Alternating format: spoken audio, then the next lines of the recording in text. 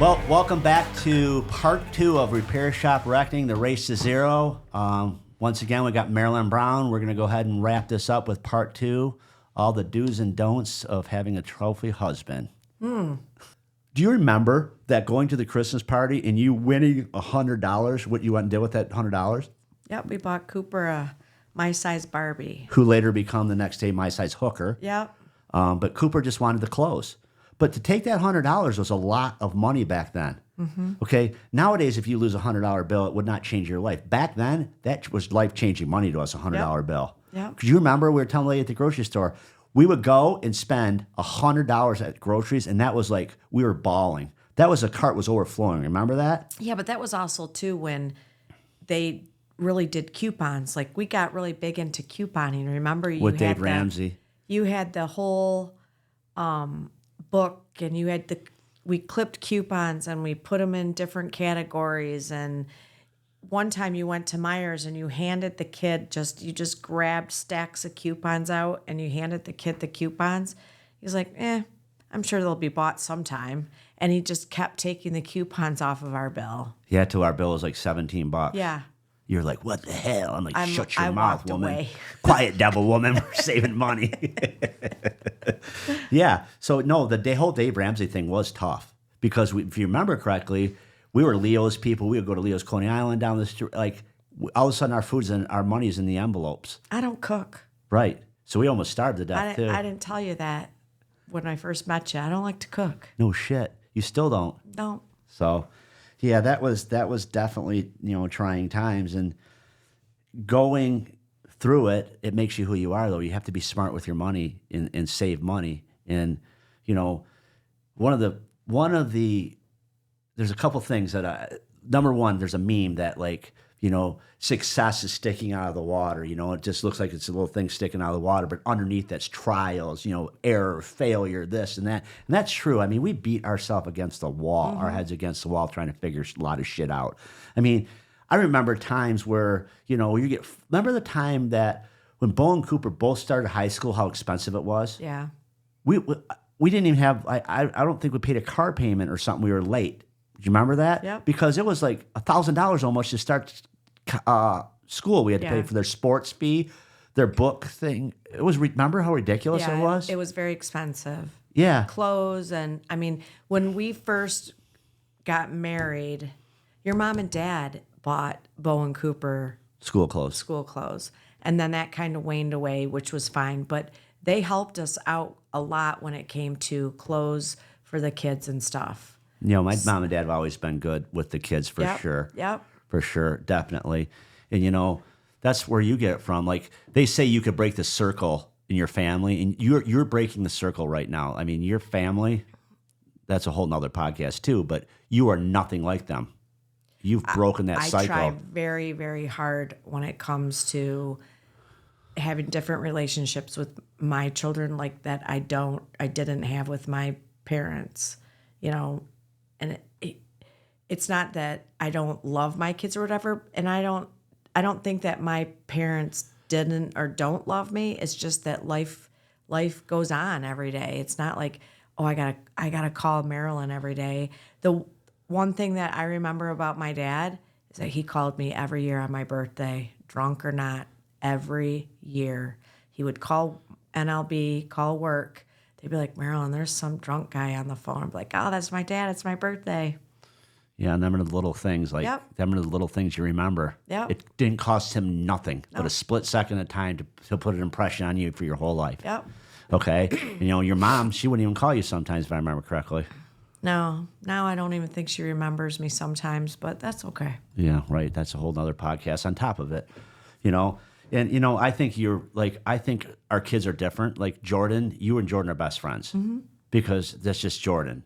You've always been close with Jordan. Cooper is a strong, independent woman. She is definitely very, very independent. But I could go a couple of days without talking to her, and she calls, and she's, it's like as if we hadn't. So the personalities alone are different. Totally. And, they say Cooper, even though she's my stepdaughter, she's so much like she's so much like me. You just never know what's going to come out of her mouth, which, it's gotten her places. Yep. Because in the business she's in, you got to have a mouth. She's a real estate agent. You got to have a mouth and not be afraid, you know. That's one thing we've always told all our kids, you got to stand up for theirself. Yep. Now, Jordan and Lincoln, they're really not that type of kids that are going to stand up for themselves. They might, but like, here's a story. Lincoln went to the scrapyard to drop off some stuff from Motor City, and he backed into a spot, and a guy started screaming and yelling at him. I didn't know that. And the guys at the shop were like, "We go back." I'm like, "No, it's good for him to go out and get treated like shit out in the real world. I have no problem with that." You know, he's going to have to understand people are assholes, and they're going to treat him like shit, even though he's a respectful young kid. And I'm not just saying that because he's my son. Lincoln's a nice, respectful kid. All of our kids. From me. Yeah, exactly. So all of our kids are polite. You know, so as far as all that goes, you know, having stepkids is tough. But, you know, we made it through, right? I don't know. If anything happened to you, I don't think I would want to marry somebody with kids. Well, gee, thanks. No, that's how hard it is. That's literally how hard it is. Yeah, I remember the fights were just brutal. I mean, they were just brutal. I mean, no, their donor decided that he, you know, would come back in and whatever. Yeah, and mess them up, and we'd have to get them flying straight again, and it was just horrible. And you know, you're better off if you're going to take on somebody with kids now. Hopefully, their parents aren't involved, because there's always that whole pull. You know, people get mad, or you know, I mean, let's face it, we've had arguments of close to divorce because of my attitude. Apparently, no appearance. You never do anything wrong. It's always me. So you know, going forward, you know, now we've saved money. We've tried to be smart with our money. We've helped our kids, but we don't waste money. And look at us now. I mean, it's been a long, hard road, but I've done the same thing my whole life, fix stuff, you know. So when we did Garrett Auto and Truck, and we started the crane company, you know, I've done the same thing. And I believe that part of my success is doing the same thing and getting good at one thing. I mean, how many people do you know that start other businesses, something unrelated, and they don't really know what the hell they're doing? And, I'd love to own an ice cream shop. Yeah. And what do I always say? You don't know nothing about it. We don't know nothing about it, so why get into it at this stage in the game to get into Right. something? You know, we've tried to open that other shop. Once we were going to buy that other shop and open it, until we found out that the UCC filings are all hammered with freaking IRS leads, Michigan State. So we backed out of that deal. We would have 3 shops right now. Right. That would have worked out great for us, because we could do. I know that business very Right. well. You know, so going into the business part, I mean, them shops were not making any money when I wasn't running them by myself. They were like just flat. If you remember, they were just making it barely.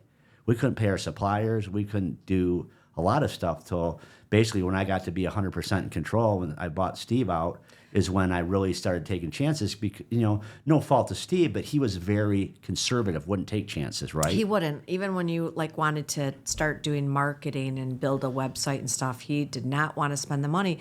But he also had a wife at that time that refused to let go of the money, and it was just easier for him not to fight with her than it was to stand up to her, until unfortunately she got sick and backed out of the business.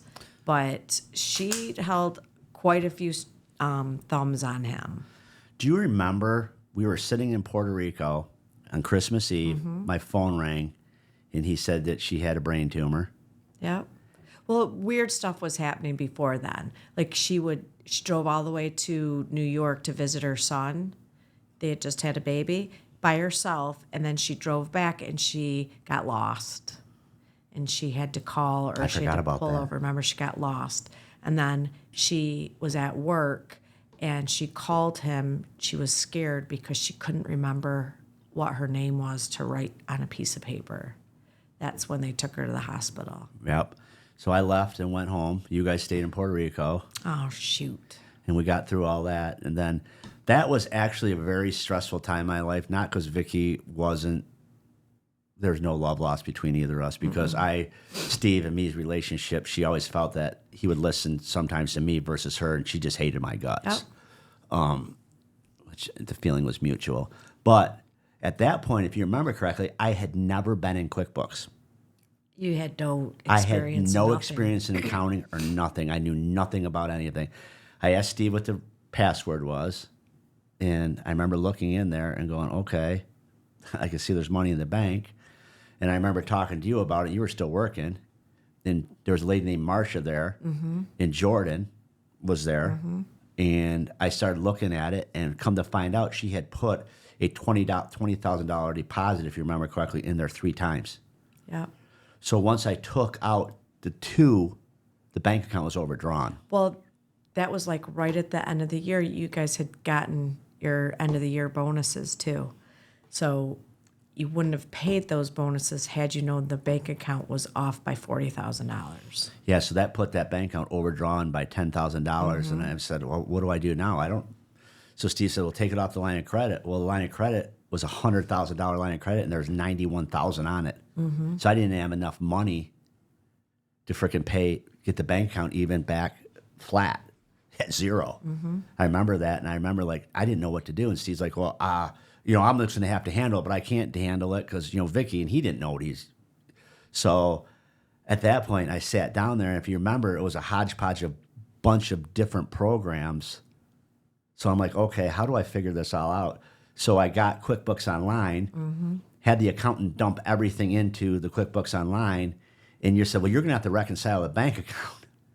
You remember that? And I'm like, well, I don't. So you told me, basically walked me through it. So I went there. Me and Jordan went down and do it. And for the next year, I sat down and went through every piece of our accounting at Garrett Auto and Truck and laid it all out by myself with Jordan, how me and Jordan can understand Right. the numbers. And it took me a year. And I'm not going to lie to you, I would sit there and I'd be ready to throw up. Like, I just didn't know what the hell I was doing. I would call you and ask you, and you'd be like, do this, do that. And I'm like, why can't you help me? You're like, I got my own job. Right. Or you'd send me spreadsheets expecting me to do them like then. But once I got a grip on everything, if you remember correctly, that spreadsheet we made was badass. I could literally tell you how much it was when you would put numbers in, it would calculate how much you're spending on credit cards, so we knew what was coming out of our bank account at the end of the month. Week over week, we would already know it, because one of the things I was really surprised about, not knowing anything about accounting, I go to do it and I'm like, holy shit, $7,000, what? That was a credit card fees, remember that? Right. And I'm like, what the hell is this? You're like, that's what they charge you. Well, numbers don't lie. Like, it doesn't matter if numbers are numbers. Like, Yeah. there's no, And we you sat can't there. flub a number. Yeah. And we went through that whole accounting program. And the only thing finally that when I switched from Mitchell to Shopwares, I got that back office app, and that thing saved our life. And we'll do a podcast on shop management, because that's owning a repair shop. The numbers don't lie. You're 100% right. But most people don't understand, if they don't think about it, there's 2 parts to a business, and I call QuickBooks the grinder. The guys up front, when they're in Shopwares and they're writing estimates, they're hitting a certain target, a margin, right? Yep. Okay, 50%, whatever. Okay, that's great. You got to sell your jobs, all that. At the end of the month, you should be at this number, right? But once it goes through QuickBooks, it goes through the grinder.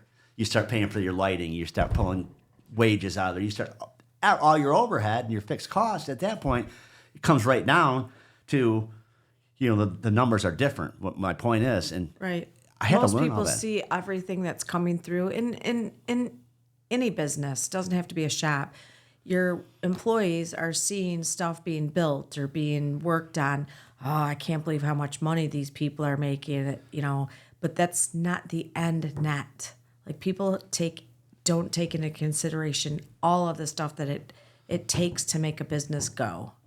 And that's the biggest hurdle, I think, as an employer versus an employee, that people don't understand.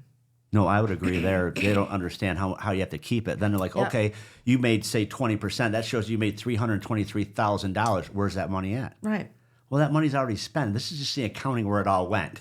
You Right. were on the plus side, but, and a lot of people do not focus on their numbers, and this is kind of the next part of this thing. I'm like completely crazy about it. I mean, what do you always call me? Rain Man. Rain Man, because for some reason or another, I just have a gift of numbers. Once I understood how the numbers work, I could pretty much tell you where our numbers should be or where they're at on a daily. I usually, every Friday, I sit down and go through it, and Right. look at it.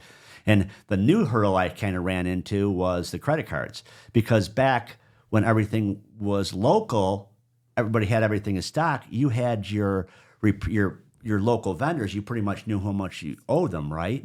But you close your month out, and here comes a credit card statement now, and you're like, okay, there's a 75% of the parts you bought locally, so you pretty much had an accounting of them, right? They're in the repair order in QuickBooks already. Well, here comes the credit card. And that thing's like a lawnmower. You throw that in there, all the parts you bought, all of a sudden your margins are here. Your net is here. All of a sudden it's down there because all the credit card parts you were didn't out put there. your expenses in. And another thing people need to realize is they flame me in the run group, the Shopwares group, like, you charge 3.5%. No, I'm only allowed to charge up to what the credit card company charges, so I can't make money on it. They're the only ones that apparently can make money. But we charge 3% on a credit card. And that was a big deal with you and me when I first came in. I'm like, I don't understand why you're not passing this fee along to the customers. We're getting charged that. You fought me on it for like 2 years. Yeah, I did. You're right. I just thought, well, but now, our average repair order is up like 60%. So now, some of these credit cards, it's $600 or $700, and people are like, I can't believe you're charging me this. Well, go get me a certified check or bring me cash, and then you won't have to. Well, I don't have the money. Well, it looks like you're paying. Right. You can't do that nowadays. As far as that goes. So that's another big hurdle we kind of came over, the whole credit card thing. Another thing people don't really look at is the insurance, and that's where you're really good at these audits. Right. The creeping up insurance bills. How much did our insurance go up this year? You said. I have to take a look at it because it went up again, but you need to take a look at it because the agent isn't sitting with you every year saying, what can you tweak? What do you need? What do you not need? Yeah, like Tom Clicks used to do before he passed away. He would meet me once a year and, Kevin, you should do this and tweak this and tweak that. Yeah. And I think as businesses, these outside vendors, they are short-staffed too. So they just push it on. Hopefully you just don't look at it like we just didn't look at it. Right. I know there's an increase, but if you think about it, we raised our prices how many times over the last couple of years just because to keep up with all this stuff. Yeah. So, I kind of want to go back to, us and, how different I am and how different I think, because I'm trying to nail this home. There's a lot of people out there that have had struggles like me. When the first podcast comes out, people are going to listen to this. I was a freaking disaster. And, what have I had to do and what have we had to do to kind of keep me sane? And I really don't know. I'm a creature of habit. So I kind of want to give you to that from your perspective on living with me, because I'm a pain in the ass. Well, I take medication, but you are who you are. I love you because of the person that you are. I wouldn't ever try to change you.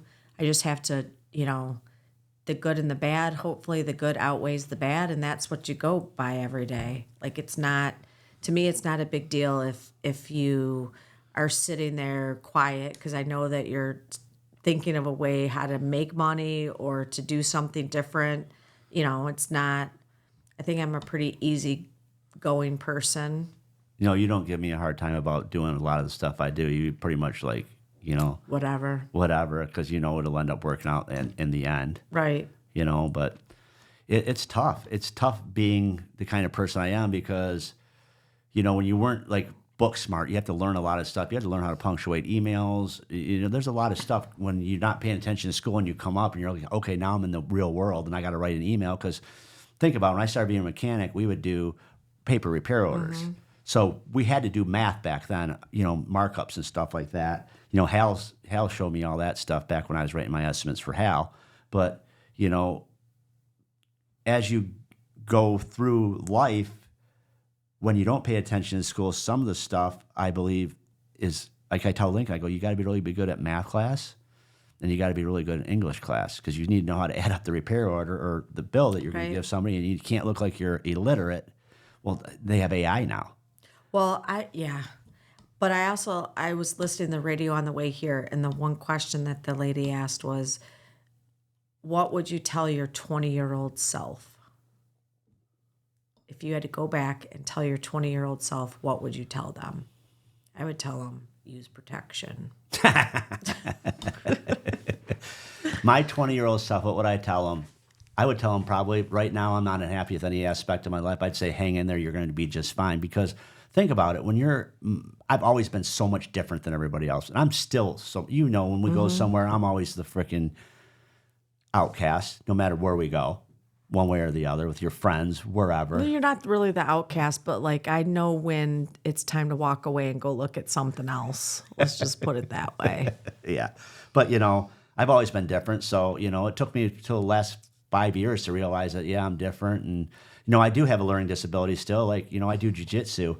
And, sometimes people will learn a move and do it twice or 3 times, and then they'll have it. It'll take me 10, 15 times to actually do the move, to get the muscle memory to actually do it. Danny, my coach, he'll be like, hey, do you remember what we talked about last week? Nope, can't remember. Because I can't remember some of the stuff I learned because of learning disability, but other stuff I shine at. Like, I could look at numbers and be like, oh, that's no problem. Like, I can get it. But trying to read a book or sit down and do something, I have to, like, really focus. I could do it now, but that's been a struggle. Right. And, I don't think necessarily, I know I could speak from experience. Ritalin nowadays, I believe they give it to kids to help them focus, ADHD and all that stuff like that. I think that's a real thing. But I also think these kids are brilliant and they're just bored. Okay. And so they are like I was. Like, I had no interest in the bullshit they were teaching me. But if you put something in front of me to take apart probably back then, or gave me a carburetor or something, I would have probably took it apart and put it back together and made it work. Right. But I didn't do the kind of, I just think nowadays, I think everybody wants these kids to be just sit there and be quiet. Cookie cutter, and they're not. No, they're not. And, with Liam and Caleb, the boys that live in, our grandsons that live in Florida, they are in a different type of school. It's not an alternative school. It's not a charter school, but they are hands-on outside. They're not cooped up in the classroom. And for them, it's good because they do follow that. They need to be active and engaged all the time. But, every school and every student is not the same, and you can't treat them the same. And I think a lot of teachers, maybe not so much the younger group of teachers that are coming in, but the older teachers, all those little bastards, they get on my nerves too. Yeah. Well, the thing teachers have to struggle with nowadays is they don't have the parent support. No, the parents will tell you what you are doing wrong, but that's it. Yeah, they won't. We've always been like, yeah, we know our kid's an asshole. Yeah. Like, we used to tell them all the time, Bo, yeah, we know. Like, except for the one time about the flute. My boss doesn't ask me to play the flute. I don't understand why you're telling me that she's having a difficult time with it. Oh, that was a music teacher, and for Cooper, she's like, oh, yeah. She's not getting the music. She's not doing this. And I said, it doesn't matter. She said, what? The whole world goes around because of music. I said, yeah, last time my boss called me up, said, play your flute was never. I said, let's go. You're like, oh, my God. But it's true. It's like, and I get if you're a music teacher or whatever, that's your passion. I get it. But don't sit there and hammer kids because maybe they're not musical. Right. Like, let's face it. You said when you were in high school, you faked too. I faked playing the clarinet for a couple of reasons. One, because I got the football games for free and the after parties that happened. That's it. I stood there with it, walking down in the marching band, didn't play one friggin' note. Couldn't tell. Thank God the other 3 clarinet players were holding you up. No, the other one was my girlfriend, and she did the same thing. We always offered to carry the banner in the parades, so we wouldn't have to memorize the music. See, there you go. So let's talk about your career and how the world has changed, as far as when you started smoking at your desk. Oh God, and all that, those good times. To the way it is now. When I started working at NLB, we could smoke. We would, on Fridays, go down the street and get a few adult beverages, my girlfriend and I. It was different. It was different. Everybody loved doing the work that they did. And I stayed that long because I loved the people that I worked with. But it changed over the years, and, you can't really say certain things and do certain things. And I get it. There's rules in place for reasons. It's not because somebody was trying to be mean or whatever. But it's definitely changed. The generation, they're all into the less amount of work that they need to do in the least amount of time. Let's hear your perspective on, you've had on-the-job training. You were at that company. You were the go-to person at that I company. had no training when I started. I had a little piece of paper, what I was going to say to a customer when I called about their account.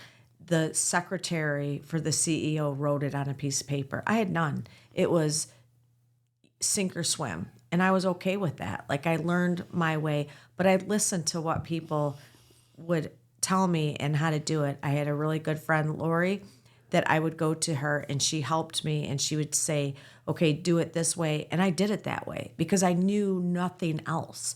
But nowadays, people don't. They look at you like you're crazy if you have more than 2 spreadsheets to keep track of something. They act like, oh my God, this was a waste of time. They don't know the why we did it. Instead, they came in to change it right away without understanding the why behind it. And that's just generation. But have at it. So on-the-job training versus education, 9 times out of 10, on-the-job training's way better. Absolutely. I learned all kinds of rules and regulations out of a book when I got my degree, but I didn't know how to apply them. I didn't understand every situation is different. Every person is different. It's not the same, but I didn't understand. And it's a lot of information. You're not going to remember everything that you learn from schooling. You've got to be able to work with the people that you're under and bounce stuff off of them. Even after 18 years of working with the same boss, we worked cohesively together because I asked what she thought or I asked if I was wrong, and I was okay being wrong. And I was okay with her telling me I was wrong because in the end, she didn't have to fix my mistakes and I didn't have to fix hers. But it's not like that anymore. People just assume what they're doing is right. And in the end, there's way too much cleanup. The cleanup crew is ridiculous. Well, just think about how much more complicated business has become. Mm-hmm. Just the regulations, like my dad was talking about California, what a hot mess that place is to try to do business in. You guys had a branch in California too, right? Mm-hmm. So you're trying to do payroll for all these different states, right? You have different state laws and whatnot. And I'm not saying that I knew everything right off the gate or right out of the gate, but I knew which direction to go in and what to ask. And some of it I didn't, so I would ask my boss, and it's not like that anymore. No. And so now how upset were you when your last day? Like, that's a big thing after working somewhere 30 years and, closing that chapter of the book. I know at first you were nervous. And I really know I'm wasn't not allowed to tell you you're unemployed. That pisses you off. Oh, I'm like, You're like, you don't have a job. It's my money. I Only wasn't out of upset love. because Only I out of knew love. I wasn't upset. Like the first time I tried to retire, I bawled like a baby because it wasn't time. I think after you work so long, you just know when it's time. And it was time, like I was late getting out of NLB my last day of work. I was supposed to leave at 4:30 and I didn't get out until 5:45. So it's not like there wasn't work for me to continue. And I still did projects for them and I'm still doing, stuff for them to help them or whatever. It's waned off during the past couple of months, but I didn't know, I feel like I'm on a perpetual vacation. Which, yeah, it probably is a little bit hard to get used to, honestly, because, at first, I'm not going to lie, I'm a little bit jealous. You could just do whatever you want, whenever you want, and it doesn't matter. Right. Finally, we're to the point now where we have enough staff and we have all the right people in place where I could take Fridays off again and do all that stuff. But that's been 30 years of us building this life to be able to just do the little things, take the time off, and so that's kind of where we're at now. It's like now I kind of feel like, okay, I'm like, hey, let's go do this, or I tell them I'm watching the baby. I'm like, we're not watching these babies forever, because I'm not going to be 60 years old and be like, oh, hey, let's go here on vacation. You're going to be like, oh, got to get the kids on the school bus. But that shit ain't happening. That's not like my whole thought. I grew up, and during the summers when I was younger, I would go and stay for weeks at a time with my grandma and grandpa in Walled Lake. and we would ride our bikes and we went to McDonald's and we, she had a refrigerator full of Pepsi and fudgesicles and we got to eat whatever we wanted. That's the grandma I want to be. I want my grandkids with me as long as possible. I want to be that fun grandma. I have those memories of my grandma and grandpa on my dad's side. I don't have them on my mom's side because it wasn't like that. That's the grandparents. I do not have a problem with that because you know as well as I do. I'm going to take them. They're going to be having 4-wheelers and mini bikes and all that kind of stuff. And I'm not saying that. What I'm saying is like we worked hard our whole life. I'm not going to be tied down, which we're not. Let's face facts here. Well, if I can keep you at a dull roar, But I don't have no problem when the kids are old enough coming over and hanging out. Let's face it. I kind of went through a transition, and most people not even going to take this into account till I say it. Lincoln's been with me hanging out. So he's 17 now. Till he was 15, he was glued to my hip. Right. Wherever I went, Lincoln went. We went motorcycle ride, and we did 4-wheelers. We did like everything, right? Martial arts. We did everything. And that leaves a big hole in you when all of a sudden he's got a car, he's got a girlfriend. It's like empty nest syndrome before it's time to be empty. Yeah, so I can understand why the grandkids coming over and running around, that's going to be great. I have no problem with that. Right now, he's fun. He's 9 months old, so he's getting there. He's getting there, and Elias is. So, but our house has always been described as what? The Wild West. Yep. Yeah, because we really don't give a shit about a lot of stuff. We don't, and they're running around screaming, throwing stuff. I'm all right with that. Yeah. I don't care. Like everything's replaceable. It's the memories that you want them to keep. No, and they will. They'll have plenty of memories, but my one takeaway, like I just kind of keep telling people, like if you're having a struggle when you're younger, a lot of people need to watch the first episode and hear my story. It was a freaking disaster. I feel sorry for my mom. Listen to that. When you listen to it, you obviously read all the reports. It's heartbreaking, quite frankly. When you read it, you're just like, we laugh about it, but you really read the struggles my mom and dad had to go through with me. And my dad kept saying the same thing to my mom. He just isn't interested. Just leave him alone. He's going to be fine. But my mom trying to do the best she could, and you kind of can equate with that with Bo. I mean, my God, that kid got in trouble every day from kindergarten all the way up to the time I decided I was going to spank him. Well, we were going to send him to military school. Yeah, it was that bad. It was horrible. It was horrible. And I was trying to you're going to have a great time. And you're going to have sports. And, and you had a list of whitey tighties and white T-shirts. And, I don't know how some parents do it. Like, we had a difficult time with them, but looking back at it, it's nothing compared to what would happen now. I mean, zero tolerance in school and, whatever. Like, I feel for a lot of parents. And you know what? If you really stop and think about it, Bo was not much different than me. He was not interested in school. He was interested in sports. So he stayed in school, and he had a personality. He shines at what the business he does now. He's like, we always call him, he's a shooter. Yeah. He goes to work, hey, and he goes and shakes hands and kisses babies like the mayor. Right. His personality will carry him. Look at Lincoln. But if Bo was in a job that, a car dealer or whatever, something that didn't interest him, he would hate it and it would come across. People just need to, with their children, they need to find what keeps their children not entertained, but engaged, and go with it. And don't think that just because that person is a teacher that they know more than you do. Right, because you know your kids. I had an argument with a lady sitting there telling me my kid was right-handed. Yeah. I'm like, he's left-handed. No, he's not. Kindergarten. He's not. I said he's left-handed. No, he's not. I said, I'm not going to argue with you. You're wrong. Remember that? Mm-hmm. And then she said, well, I really don't want to talk to you about it because you're not his dad. Remember that bullshit? Mm-hmm.